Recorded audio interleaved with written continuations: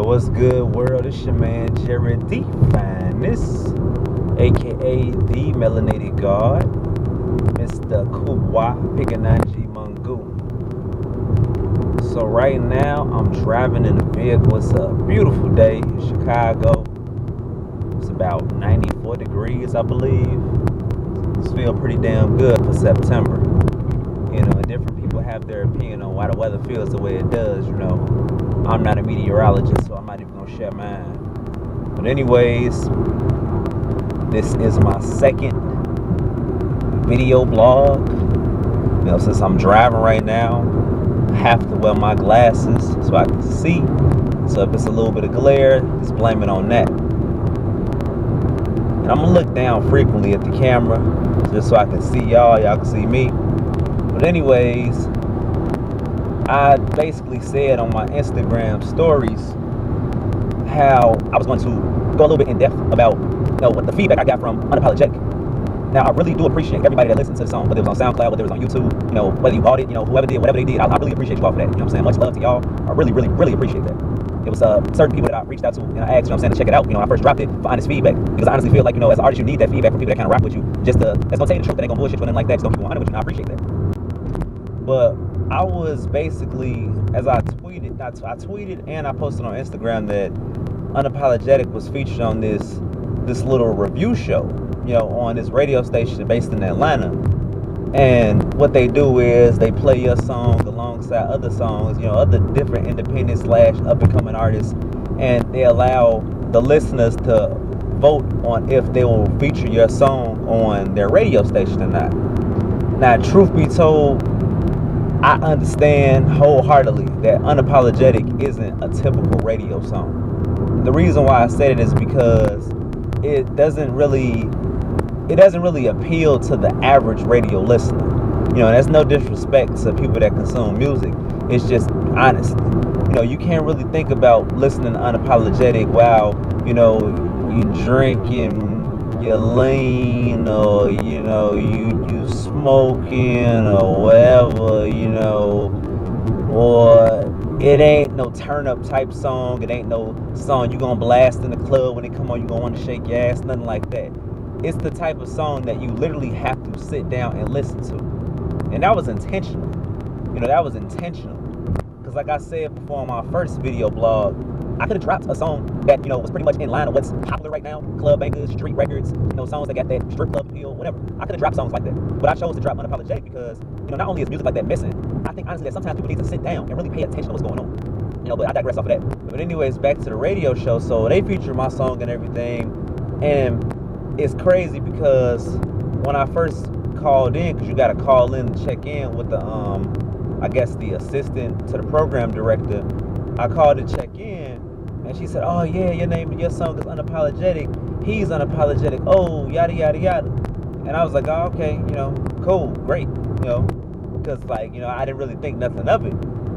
But after the song was played, it honestly seemed like to me that the program director based his decision off of, you know, the reaction they got from the people in the chat rooms, like on Instagram and Facebook.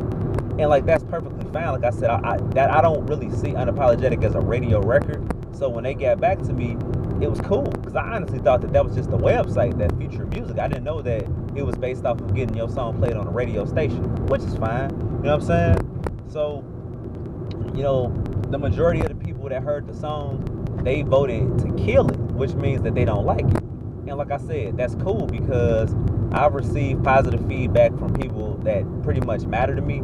So like, you know, people that tell me that they didn't like the song, at this point, you know, it don't really matter, you know what I'm saying? Because I'm more so focused on appealing and selling to people that do rock with me, as opposed to converting a non-believer into a supporter. I don't have time for that. And I think that's a disservice to people that actually fuck with my stuff off the bat. So it was two comments that stood out to me, that the feedback, he said that somebody told him that Unapologetic reminds them of something that they would have heard in the 80s. And I honestly did not know how to take that, because I didn't know if it was calling the song dated or if they were saying it sound classic. You know, because like, I'm a fan of music. I listen to music from all generations, all genres. So if you can point to me the equivalence of a 1980s generational record that's similar to Unapologetic and the artist, I will give you $1,000. Like real shit.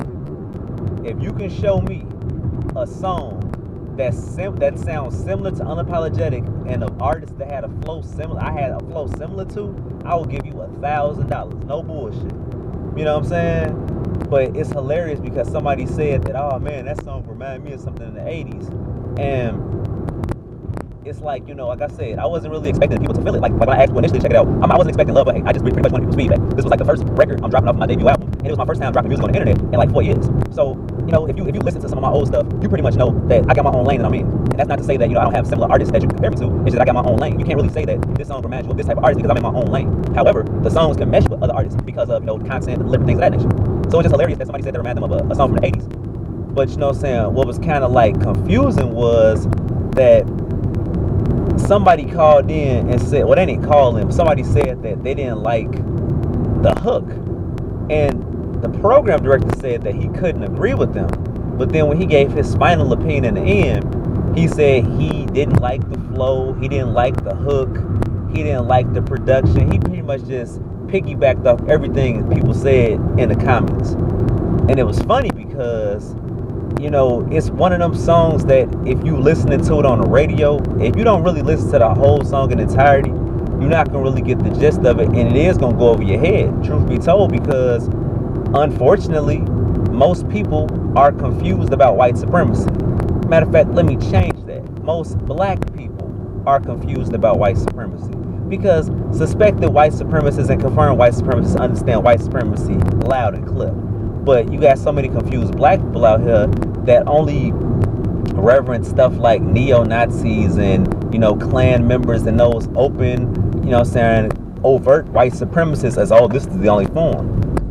But if you understand white supremacy on all of its fucked up levels, something like Unapologetic is going to pretty much resonate with you and you're going to feel it because it's like, God damn, you know, somebody that finally gets it. Because like I said before in my first video blog, it's easy as hell to make a reactionary type song. Anybody can make a reactionary type song. Anybody can make a, oh man, we R.I.P. we miss you Philando, R.I.P. Sandra Bland. Anybody can make a reactionary type music because all you gotta do is watch the news or something like that and see a story going on and feel like, oh man, I know what's going on in current affairs, let me get up in the studio. But to actually put thought-provoking stuff together and turn that into a record, basically empowering black people. Not many people do that. You know what I'm saying? It's not to toot my own horn and pat myself on the back. It's just that that's something that was passionate to me. I was so passionate about that. You know, making something that black folks can listen to and feel like, man, I'm empowered. But you know what I'm saying? Truth be told, empowering black people, that's a labor of love. You know what I'm saying? It's a labor of love. It's not the most popular thing to do. It's not the most, you know, fiscally responsible thing to do. You're not getting no brownie points, no cool points. If anything, you get attacked by more people, black people, in anything when you're trying to empower their asses. And it's fucked up. You know what I'm saying? One thing I always say is I may not like black people sometimes, but I will always love them. You know what I'm saying? But I'm a student of the game and everything, so I pay close attention to a lot of things that's going on in the game. So one thing that I like to do is I like to study artists that's, you know, in the industry currently doing their thing and everything, and I like to listen to things they say that may go over other artists' head. And it's crazy, like, you know, no bullshit. I was watching Sway in the Morning, and he had Iggy Azalea on the show, and she was basically just, you know, talking about her career and everything. I'm pretty sure this is an old video, but this is my first time seeing it. But anyways, she was talking about how she really didn't get that much love in Australia or like overseas with her music. She got the most love in America. And she said that, you know, a lot of music that is loved in the USA is hated overseas. Like, you know what I'm saying? I think she said that they booed 2 Chainz. I think she said they booed him overseas or something like that. And it's a lot of other artists they don't like. But what's interesting is if you go to those European countries, when they like hip-hop music, they love that shit. And what I mean by that is they will literally be playing some old-ass Tupac, old-ass Biggie Smalls, even though those was classic artists, but they will be playing some of the oldest stuff you can think of, and like it just came out. You know what I'm saying? They will be playing that stuff, playing that shit out, like loving that stuff. And I know for a fact because my music has gotten played on radio stations in Australia. I get love from blogs in Romania, you know what I'm saying? A couple of blogs in Paris feature my music before. So when people in these European countries like fuck with your music, they fuck with it the long way. You know what I'm saying? So it's kind of like, it's funny to me because, you know, of course they always say, oh, it's good to start locally, but I can honestly say that in Chicago, I've never really gotten that much recognition for my music, and that's fine. You know what I'm saying? Like, that's perfectly fine. There's no shit to the blogs out here, the radio stations out here. I'm perfectly cool with that because I'm not trying to be a local artist. And then, like, on a national scale, a couple of radio stations fuck with my stuff before. Crazy as it sounds, the radio station that I was on yesterday that shit happened to, they approved a song I sent them a long time ago. And it was like, but it never got played though. You know what I'm saying? So it's like, you know, it is what it is. Like, I don't really give a shit. But it's just funny because, you know, a lot of these blogs and radio stations put in the minds of up and coming artists that you have to sound like what's already out to get popularity and be hooked in and get attention and have fans and all that type of shit. And that's bullshit. That's bullshit. I don't believe that stuff. I don't support that stuff. I don't condone that stuff. And it's funny because, you know, they had this old joke, I think, or this old standard or mantra in the music industry: the first 15 or 20 seconds of a record determine if it's a hit. That's the dumbest shit I've ever heard in my life. You know what I'm saying? The stupidest shit I've heard in my life. Because truth be told, if the first fucking 15 minutes or 20 seconds of a song can determine if the song is a hit, why the fuck do they play shit all goddamn day? You know what I'm saying? It's not a fucking hit. What happens is radio promoters, you know what I'm saying, boost these records and stuff, and they make them popular because you hit this shit so fucking much that you can't turn away from it if you get sucked in like that. And then they get their money off of the advertising dollars to the network or the station. You know what I'm saying? So miss me with that whole, oh, a song got to be a hit in the first 15 or 20 seconds for us to fuck with it. That's bullshit. You know what I'm saying? There's plenty of songs out here that you really have to listen to the song to really fuck with it. You know what I'm saying? Like, an Unapologetic is one of them records. Like, you can't listen to the first 15 seconds and feel like, oh man, it's a hit. No, you really can't, because the first 15 seconds is an intro and part of the first 2 bars. So if that's what's going to determine if it's a hit song to you or not, then fine, it's not a hit. You know, but it is what it is. To each his own. It's cool. You know what I'm saying? I just basically wanted to shed light with this because I know a lot of independent artists fuck with me and everything. And it's like, you know, don't be discouraged by people that don't like your shit off the bat. You know what I'm saying? Because at the end of the day, as long as you true to yourself, true to your art, and you really over-deliver quality content to the people that do rock with you, nothing else matters.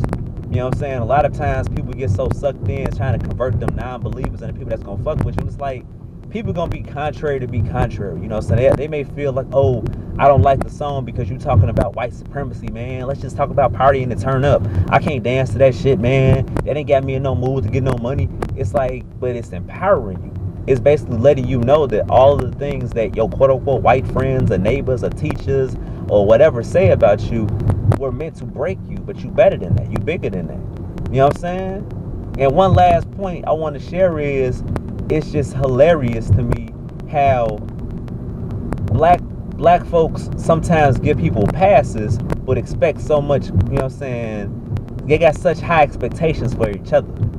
And you know what I'm saying? A lot of people maybe get mad at me for this shit, but I'm gonna keep it 100. Like, y'all can say what y'all want, but DJ Khaled, you know, if DJ Khaled was black, would you fuck with him like you do? If you do, would you fuck with him? You know what I'm saying? Because I'm looking at, they saying DJ Khaled got another platinum album, DJ Khaled doing this, he doing that. And I understand and I get it. You know what I'm saying? I understand that producers have made records before. The Alchemist, you know, DJ Premier, you know, Jay Dilla, you know what I'm saying? Like, so many dope producers that made albums and had different artists doing their thing on that shit. But if you look at DJ Khaled's discography, a lot of the albums that he put out had producers on the shit and had artists on the shit. But it's funny because if DJ Khaled has a show, he's performing his song, quote unquote, without the artist who actually wrote this shit. You know what I'm saying? And he's getting blown up, getting all this love. And the only thing I'm asking is, where's the black equivalence to that? You know what I'm saying? Black people will always say, oh, you know, they trying to steal this, they trying to do that. But in some cases, y'all get shit to people. Y'all get shit to other groups. You know what I'm saying? Because I don't know any other group that will allow somebody to come in and basically take over their culture and make money off of it in ways they don't even make money off of it. Show me a black equivalent to DJ Khaled. Show me that shit. You can't. You know why? Because black people don't G-check people for that shit. And I remember one time DJ Khaled said nigga on the song, and it's almost like it was cool, man. He one of the homies. Yeah, but you know what? He don't identify as black though. So who he calling a nigga? What he mean by that shit? Do he mean victim of white supremacy? Because that's what nigga mean. You know what I'm saying? I don't care how you spell it. That's what nigga mean. Victim of white supremacy. You know what I'm saying? So when y'all got these little Arab or quote unquote Hispanic really that's claiming to be white identifying with that shit and want to use that word, just ask them, what you mean by nigga when you say it? Do you mean victim of white supremacy? Because that's what I mean. You know what I'm saying? But it is what it is. You know what I'm saying? Like, that may rub some people the wrong way about me, but I'm unapologetic. And I'm just saying, show me the black equivalence of a DJ Khaled. And once you do that, I shut my mouth. And you can't say Diddy, because Diddy, even as much as Diddy has manipulated people and did his thing with, Diddy still do his own thing. Even if he got somebody ghostwriting his verse, he's doing his own thing. DJ Khaled be performing other people's shit. And it's his show, his concert. This nigga got a damn DJ when he do shows. You know what I'm saying? I'm not mad from a hustle aspect because it gets your paper. But you know what I'm saying? If you think about that whole for the culture thing or whatever, niggas be stealing from us all the time. And what y'all do? Y'all allow them to. It is what it is. So show me the black equivalence of a DJ Khaled, and also show me a song from the 80s that sounds similar to Unapologetic and an artist from the 80s that I have a style similar to. If you do that, I give you that give you that $1,000. You know what I'm saying? Anyways, this your man Geri D Fyniz. You know what I'm saying? I hope this wasn't too long. I did kind of start ranting a little bit, but I'm just passionate about, you know what I'm saying, my art and shit. You know? Much love to you. Be sure to visit my website, GeriDFyniz.com. I'm always updating with new information. Also, follow me on Instagram, Facebook, and Twitter at The Melanated God. Be sure to like this video, subscribe, and click the bell for the notifications if you have not already done so. Also, please, please, please, please purchase my 3-track Unapologetic EP on Bandcamp. It's exclusively on Bandcamp. Now, the single Unapologetic is available on all outlets, you know what I'm saying, that sell music. You can stream it on Tidal, Spotify, you can listen on SoundCloud or whatever. But if you truly support what I'm doing, and I mean truly support it to the point that you'll spend that $1.99 with your homie, purchase that 3-song EP on Bandcamp. So much love to you. It's your man Geri D Fyniz. Peace out. They say you can't succeed cause you living life in greed. Need to just get over it. It's 2017.